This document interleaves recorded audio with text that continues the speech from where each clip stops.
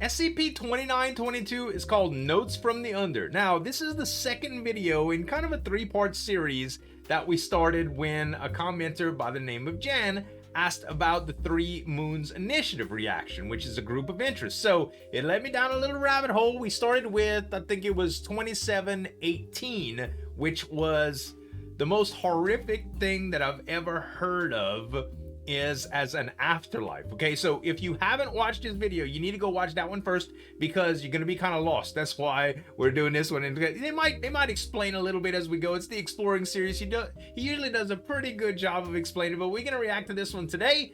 Make sure you guys subscribe to the exploring series. Subscribe to me if you like reaction videos and give me a like on the video. And let's get into this one. SCP-2922 Notes from the Under. I've talked about the afterlife quite a bit throughout this series. Yes. From the endless, hellish existence of SCP-2718 to the really trippy realm of death in the end of death canon. I really the get idea the of chills the afterlife thinking has about been written it, about for thousands of years by people from every walk of life. So it makes sense that the SCP universe would have numerous different approaches to it. Of course. Death and the question of an afterlife is an interesting concept. And that brings us to another interesting SCP. 2922. When given the opportunity to learn about what comes after death, the Foundation is of course going to leap at the chance, with all the tactlessness and coldness they can muster. So they can avoid it. SCP-2922 is a method of communication from a human mind to a telephone that is not greatly understood by the Foundation. When someone is implanted with this method, they can call a specific phone number at any time. It was originally developed by a corporation as a novelty smartphone app, under the assumption that the natural electricity of the brain was capable of initiating these phone calls somehow. That's awesome, dude. Of course, what's actually happening is some form of telepathy, and the app was never released. Exactly how a person gets implanted with the SCP is never specified, and although the assumption is that it's some sort of computer chip, it is odd that they would have been using brain chips for a novelty app. Right. Regardless, although it started as an app, the designated number to receive calls can be a landline instead of a cellular phone. Currently, that designated phone number for 2922 to work is assigned to a landline phone controlled by the Foundation, and a member of something referred to as Project Corbenic must be on hand 24 hours a day to answer any incoming calls. Wow. We'll be hearing a lot more about Project Corbenic as we go on. Okay. Who has a landline here? The Foundation had to test out this telepathic phone business, but instead of slapping a brain chip onto a D-class, a Foundation researcher volunteered for the project. Dr. Janet Spiegel. Okay.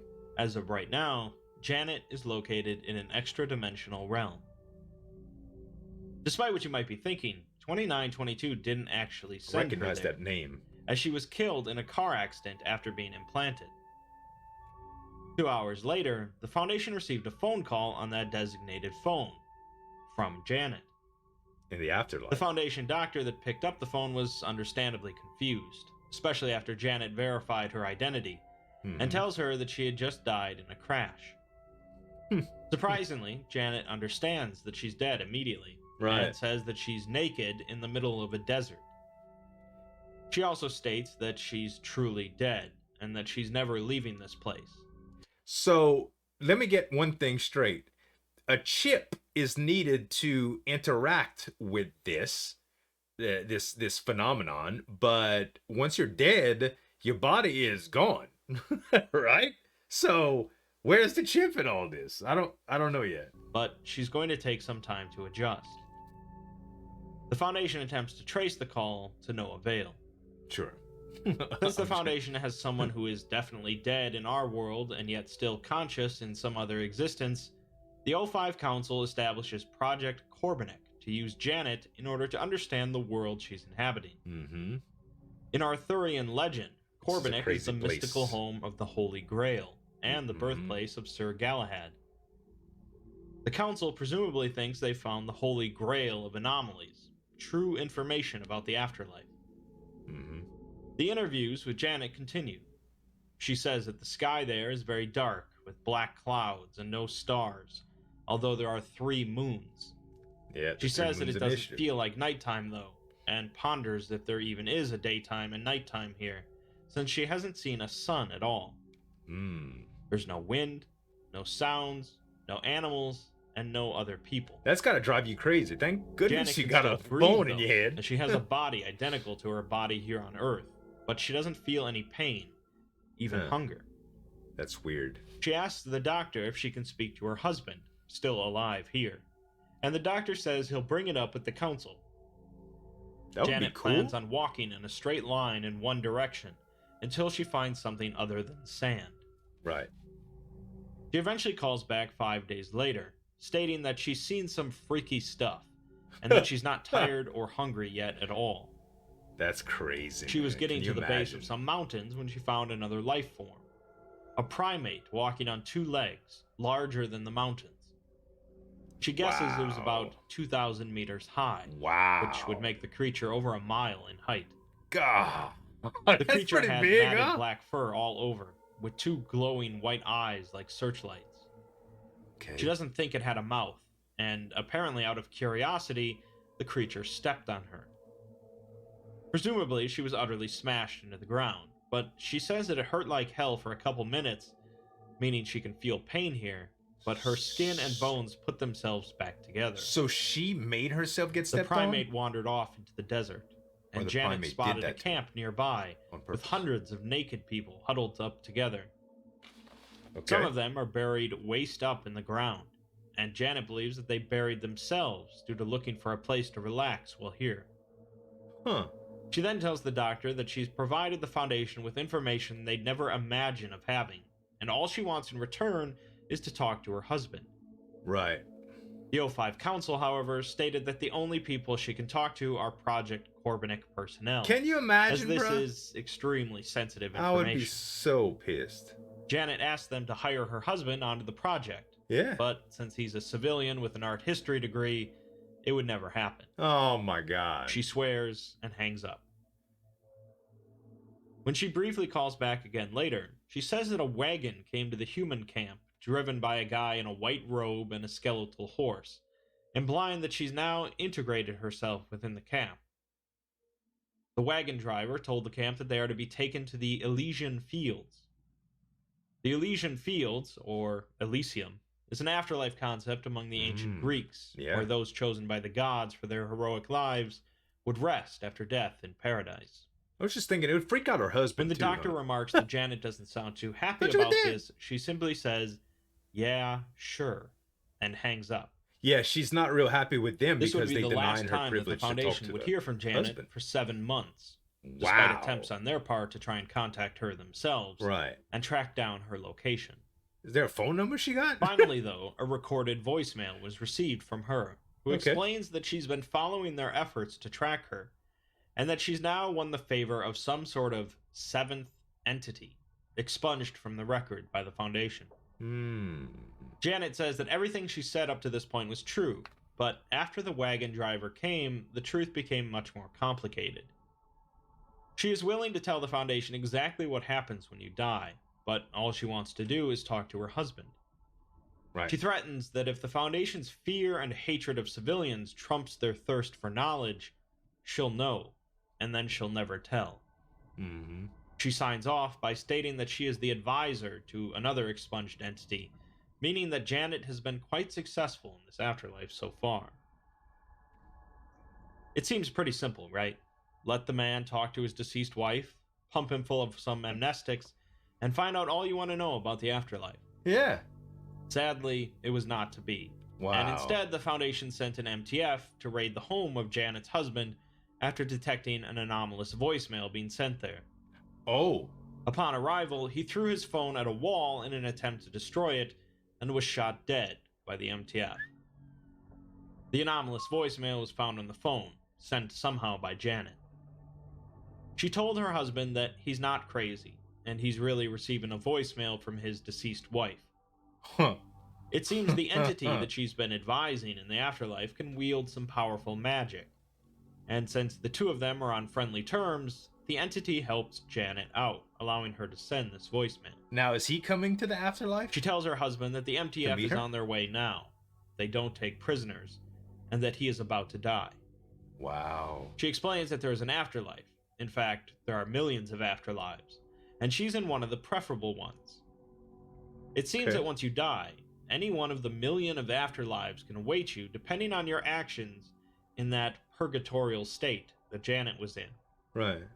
She says that she can't say much about the journey after death, but that he's been preparing for it his whole life without realizing, and he should look back to his most important memories. Oh. She then provides some tips on making it to her. These tips are impressively cryptic, and personally remind me of the journey into the Dreamlands concocted by H.P. Lovecraft. Okay. The tips she I've gives never heard include following the moon on the left, making it to the Valley of the Striders, and asking the three-faced Striders are tree the where big- the spy went, and to not do anything to make anyone angry, All including letting a Strider kill you if it wants to. right. This won't really harm you, and Janet speculates that it's their way of saying hello. Hello. Just as she's about to provide the most important tip, though, she realizes the MTF is at his door and tells him to smash the phone. She's got a powerful entity on her side, and he'll do what he can to help, because he believes in her husband too. Nice. True to her word, then, her husband did die, and Yeah. presumably made it to join her. Cool. Very That cool. would likely be the end of the story if her husband had successfully destroyed the phone and the voicemail, as Janet would probably never contact the Foundation again. Right. Out of spite. Unfortunately, the Foundation learned what we just did, and proceeded to initiate something called Operation Galahad. Continuing the Arthurian theme, Galahad, born in Corbenic, would be the knight who would finally set out to claim the Holy Grail successfully. Let's see Not what the Monty Foundation Python has version. planned. As part of Operation Galahad, the Foundation forms a new MTF, Omega-16, Grail Knights. The members of the Grail Knights were hand-selected for their hand-to-hand combat abilities, skills of judgment, stamina, and more. They have dubbed the Afterlife Corbenic, and the MTF is being sent in to navigate, map, and comprehend the location. None of the members of the MTF are actually aware that it's the Afterlife, as they have not been given any of the 2922 documentation. For them, So how it's did they simply a get very there? important extra-dimensional location that is home to an enemy of the Foundation that needs to be captured. This is their primary goal, as she is stated to be a traitor to the Foundation who is actively working against them. Right. This is, of course, a tricky goal, as Janet has powerful entities on her side, and the home field advantage. She's as made it were. alliances. But can you die in MTF Afterlife? agents are sent You're in already with dead. no earthly gear whatsoever, forcing them to find or create their own equipment and tools. Moving on, the documentation for Operation Galahad says that agents will be sent to Corbenic through an experimental procedure in which they are placed into medically induced comas and use SCP-2922 to communicate. That makes sense. Sounds a little fishy for the Foundation, Yeah. but okay. It does make sense, though. So far, It's they've logic. managed to detail only a couple different regions, and they acknowledge that the total space of Corbenic is unknown. Okay. They tell the MTF It's that beautiful. humans inside of This Corbenic picture, at believe least. it to be some form of afterlife, but whether or not it is unimportant. Gravity, air, and temperature are all similar to Earth, with Right. generally unchanging weather and 3 moons. You would think that if there was some sort of state of zen that you would get in the afterlife, it would have to be either somewhat familiar so that you wouldn't go through shock. Think about it, even if it's like unbelievably pleasurable, like there's certain thresholds that your mind is used to, and it will, I guess you could say, things will get old. You know what I mean? Like even though something is pleasurable, it won't be as pleasurable anymore. Kind of like when you have too much of a good food, you get tired of it. This afterlife, if it would be so much different than what you're already used to, good or bad, it would be like torment, you know, like mental torment. So this makes a lot of sense, I think. Upon arrival in Corbenic, an individual will awaken in a random part of the Great Desert, with no clothes or possessions. On one edge of the desert is a mountain range called the Valley of the Striders, found by following the leftmost moon for as long as possible. In the valley are the Striders, a dangerous native species, a nomadic society of humans, and an entity known as the Three-Faced Tree. In the center of the valley is Bogle Mountain, believed to be over 30 kilometers in height, which would make it a few times taller than Mount Everest. Pretty high. At the top of the mountain, although it hasn't been directly observed, is hops rumored to be a Strider. castle where the Witch Queen of Bogle Mountain resides. Oh, this is straight out of Wizard of Oz, Winding man. through the valley is the River Tok, a river of organic grayish sludge, possibly a gigantic amoeba of some form. Oh. Following the path of this river leads to a large cubic structure called the Marble Hall. Okay. The hall is several kilometers wide, and inside are thousands of humans in a perpetual orgy. Equally praised and feared by local human settlements, it is ruled by an entity known as the Elephant King, who actively seeks for humans to live in its hall for unknown reasons. Well, Following the River Tok to its source finds the Chitin Sea, which is not really a sea at all. It is a massive biomass with a thin top layer of chitin, a polymer that makes up the exoskeletons of insects, right. and deep layers of unidentified organs and liquefied tissue. Ugh. It seems that walking across the Chitin Sea is possible, but 5 agents have been lost so far due to the chitin cracking, and so it's advised to avoid it. Yeah. In the desert is an entity called the Cold-Bound Hare, which resembles an Arctic hare 4 times the size of normal, like a but rabbit. composed entirely of snow. Okay. Once a year, for a period of 24 hours, this hare will travel to a nearby location called the Croaking Cave. The cave is of unknown size, maintains a constant 0 degrees Celsius, and averages 3 inches of snow across the interior. Inside are a number of mechanical constructs, known as the Frogs That Spit Winter, each about a meter tall. Upon opening their mouths, a gaseous substance is released capable of freezing any substance to negative 20 degrees Celsius, accompanied by a highly compressed sound bite of a bullfrog croak. This is like a also living Dungeons in the and cave Dragons are around campaign, 100 man. humans who have settled into So a much single lore. village tended by an entity called the Flame Bearer, a marsupial organism resembling a kangaroo. Like, think about all the tales that can get spun off of this. This is its own universe. It's like its own world. It's a lot of rich lore and storytelling capability, man. Its pouch contains an indeterminable amount of fire that it can take out and hold in its forepaws, and it can apparently run up to 90 kilometers an hour. Jeez. That's fast. Next to the Croaking Cave are the Greenleaf Woods, populated mostly by evergreens, but was also the home of a unique elderly human called Father, who we'll get back to soon. Okay. We're also given information on a bunch of other residents of Corbenic, including Janet, who is marked as hostile, and her husband, whose location is unknown but likely separate from Janet.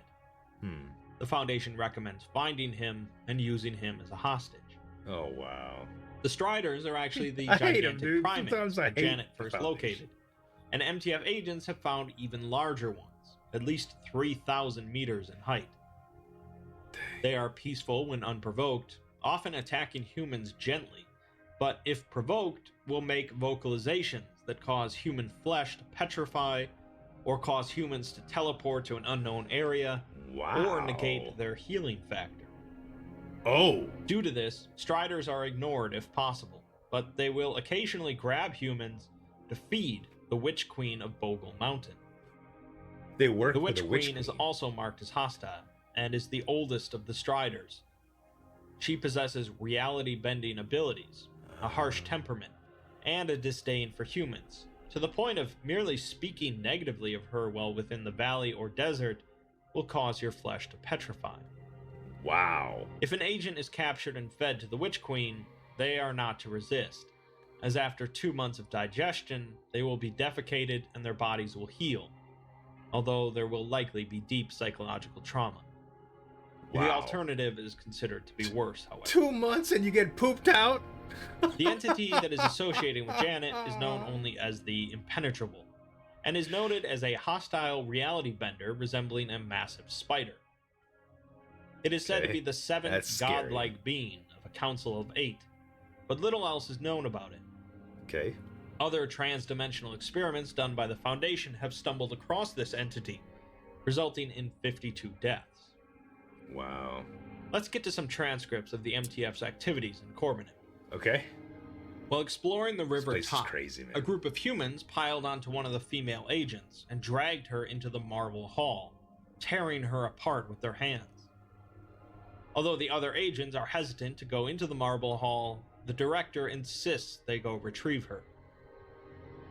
The director then receives a call from the captured agent, who is drunk from the fountains of alcohol inside the hall, and who says that although it was really scary at first, this place is awesome.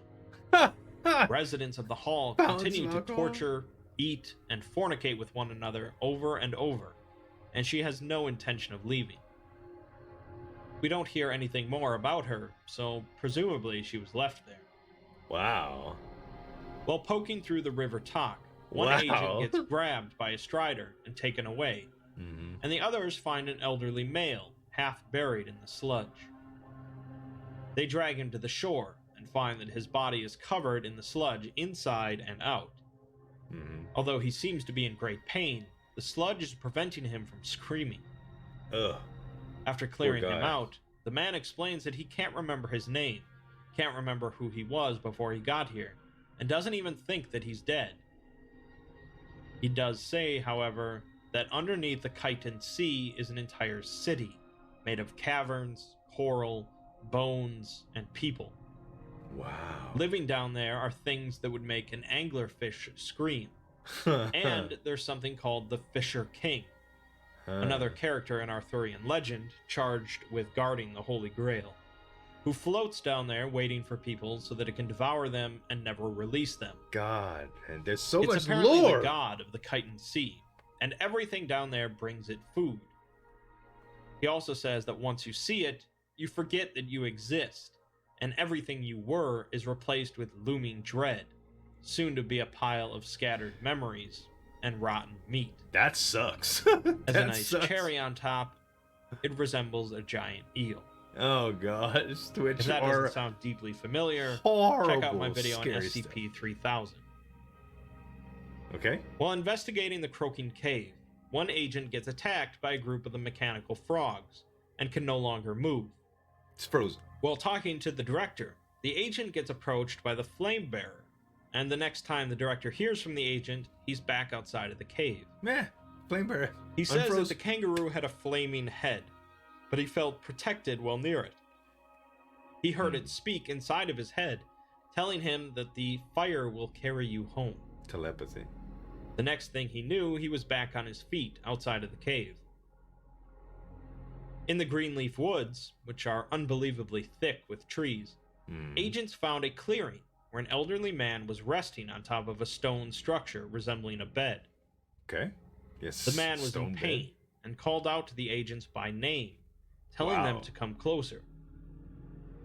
The agents later agreed that it wasn't a compulsory effect, and they just felt wrong about leaving him, so they approached.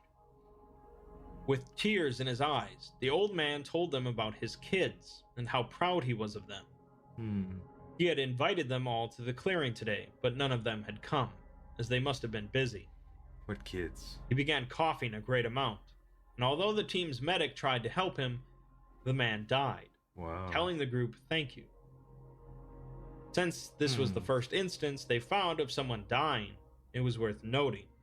And one of the agents asks how long this mission will take, as he wants to get back so he can talk with his kid. The director says they have no projected end date until they capture Janet. The final piece of Operation Galahad is a corrupted file, in which Janet has somehow hacked in to communicate. Okay. She says that the Foundation has been telling more lies, and that the experimental procedure is actually murder, as many of us likely guessed. Since the Foundation is actually killing these agents in order to send them in, there is no extraction procedure. It's no coma. Janet leaves off by saying to forget what's coming, and to enjoy what's left. So that's God, that's deep, baby. Corbenic has plenty of room to be expanded on as So a rather deep. fantastical location and unique concept of an afterlife. That's what I'm So saying, we'll see dude. what, if anything, authors do with it. So much The nicer central than problem with SCP-2922, though, 2718. is how the Foundation dealt with Janet and her husband. Yeah. The Foundation is generally seen as cold and uncompassionate, holding Yeah. the virtues of secrecy and global protection above all else, which would indeed dictate their actions in this case. But this seems so vindictive. However, it's though. unlikely they would be so short-sighted as to anger their only connection to an afterlife for such Exactly. a petty reason. Right. At the time, perhaps they figured that Janet would be lost without them, and would continue to talk to them either way. Maybe. But things didn't work out that way. Right. Many more aspects of Corbenic will be examined and explained when I discuss the Three Moons Initiative, the major human organization within Corbenic. That's the next one. SCP-2922 is one of many interpretations of the afterlife within the SCP universe. And while it certainly isn't the most horrific, it's definitely imaginative. 2718 is the most horrific. Easy. The thought that dude, this place is a storybook kingdom. Whoever wrote this article is like unfathomably imaginative, right? This is some deep stuff, man. Very, very, very cool place. So much nicer than the eternal terrible stuff that 2718 was. You know, Afterlife for me is heaven because I'm Christian, and I don't really know the outlook of the afterlife on many other religions, to tell you the truth, or even people that do not follow some sort of religion. I imagine people that don't have spiritual faith in some sort of deity or religion would think that when you die, you either get reincarnated, which that would kind of be spiritual too, huh? Or I don't know. I don't know all this stuff. I'm not a theology major, that gummit.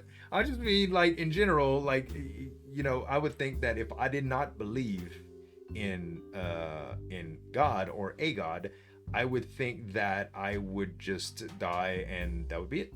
You know, the end of existence, so to speak. So yeah, I don't know. I believe in the afterlife. You know, it's kind of hokey, but I believe in it.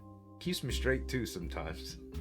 It also gives me a real simple, I guess you could say, a peace with the knowing that when your loved ones go before you, they're in a better place. And when you go, you will meet them, you know, and the people that you leave behind will eventually come to meet you. And these are all things that that help you cope with the idea of everything that you know and love ending, you know. So I don't know, interesting outlooks, so to speak. But I love this, man. This is so good. Three Moons Initiative. I'm excited to get into more lore. I'm excited to find out about them and more about this entire deal. But it's been so good, guys. Make sure to subscribe to the Exploring series. Subscribe to me if you like this reaction, and give me a like on the video. Thanks so much for watching. As always, this is Zueljin signing off. We'll see you next time.